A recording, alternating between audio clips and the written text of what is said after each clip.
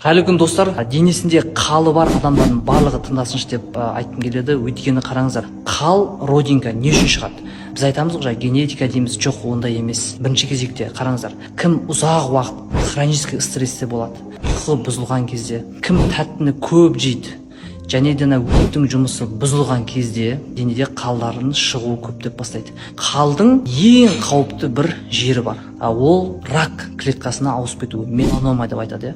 Ол қай кезде ауысып кетеді? Бірінші кезекте қараңыздар, біз сақ болу керекпіз күн сәулесінен. Күннің астында қыздырынуға, загар алуға мүлдем болмайды. Екіншіден, егер де қалыңызды бір қырынып жатқанда немесе бір тырнап алсаңыз, егер оны зақымдайтын болсаңыз, міндетті түрде сразу удалить ету керек. Осы екі себеп негізгі оның рак клеткасына ауысып кетуіне алып келетін. Сонымен қатар, қал терінің бетінен егер шығып тұрмаса, тек терінің өзінде тұрса, оған тиіп қажет емес. Егер де ол терінің бетінен шығып тұратын болса, негізінен оны удалить ету керек деп айтады мамандар.